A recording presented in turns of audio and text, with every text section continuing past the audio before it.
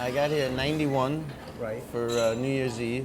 Met Versace on the roof of the Century Hotel.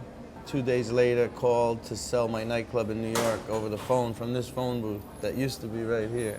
Jerry Brandt tried to get me here 2 or 3 times. I canceled. He bought me plane tickets. I canceled again. He said to me, if you come to South Beach, you'll never go back to New York. And I said, you're crazy.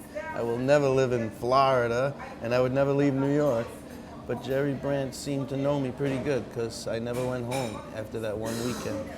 And then I immediately rented an apartment on West Avenue, and I started throwing parties with Jacques and Pascal.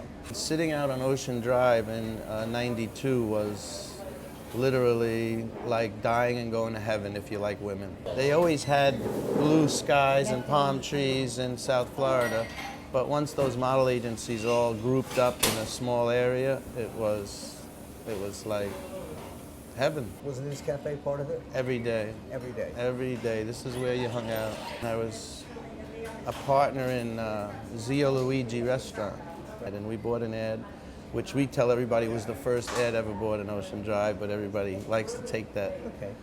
But it was definitely first issue. Our ad is in there, and that was it. The rest was history. You guys made me famous, basically. If you're not in Ocean Drive, you're nobody. And luckily for me, without asking, I was in every issue.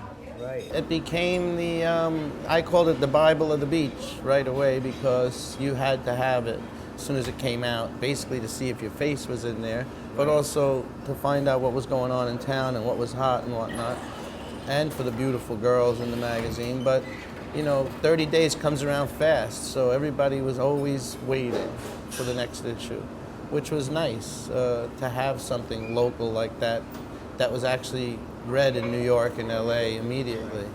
I definitely think it helped my businesses. Back then I had pizza shops.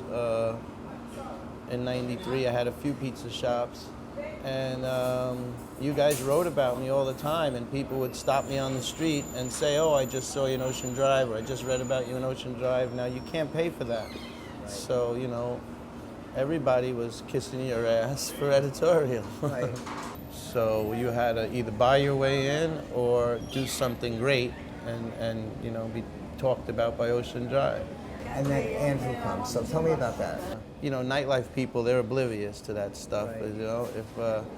If their refrigerator's working, and they got some electricity, they're back in the club scene again.